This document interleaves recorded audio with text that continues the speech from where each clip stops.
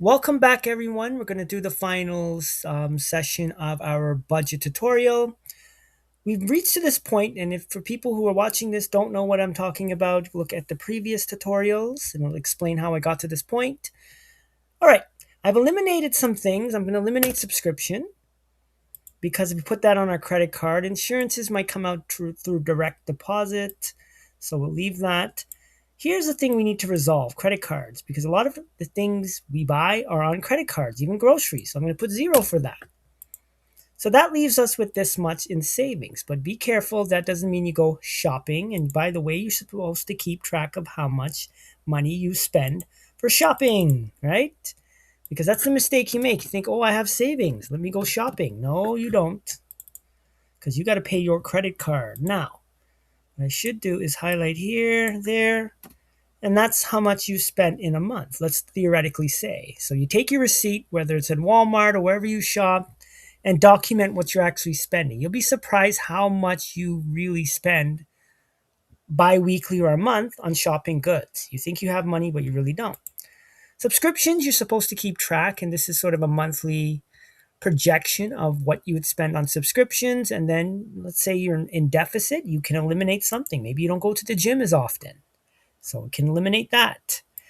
Insurances, I doubt you can compromise on that. Groceries, yes, if you go shopping at the grocery store. I do not shop at Whole Foods, but yes, you get the point, right? You keep track of how much you're spending. So I know it seems like tedious and it's a lot of work, but if you have a phone and a couple of minutes, it's easy to document or put receipts or document receipts in what you call it, your Google Sheets. That's why we're using Google Sheets, right?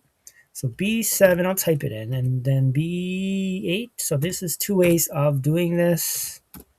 There you go, keeping track.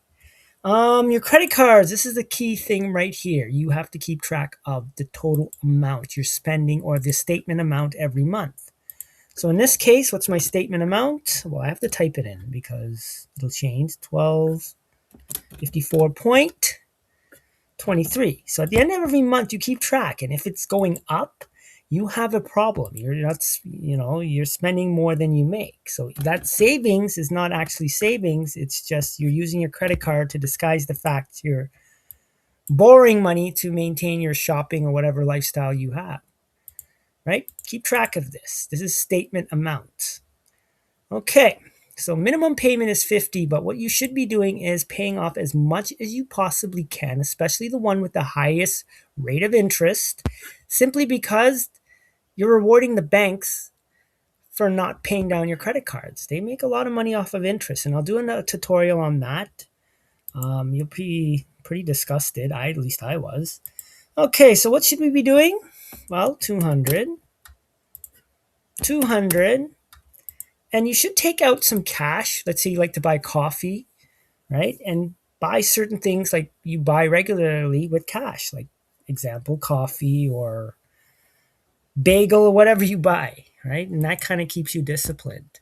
Now, I know you're probably thinking, okay, living like this is boring and you will never live your life. Yes, sometimes you borrow money to enjoy life. You go to a game or a trip, but it's having discipline. It's having sort of a constraint that tells you you're overspending too much. So even if you go in deficit, some months I go in deficit, that's okay. You're enjoying life, but be smart about what you're spending over time. And you see this thing called investments. I'll talk about this in another tutorial. We should be basically concentrating on investments because there are rainy days. And if you're not prepared for rainy days, well, that's not good. Okay, I hope this tutorial helped you. So looking at the sub tabs, we have shopping, subscriptions, insurance. You can pause the video to have a look. Okay, subscriptions, I went a little fast. Groceries, right? Keep track, just your receipts. Just document what you spent based on your receipt.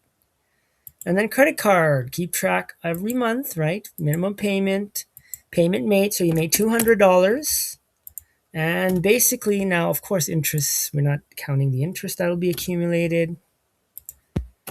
So, okay, there you go. All right, we're seeing some decline, right? And we're having some discipline. So instead of going to Starbucks every week, which adds up, right? We're going to make some sacrifices and compromises, and that's how life is. So, hope this is helpful, and that's all I got to say.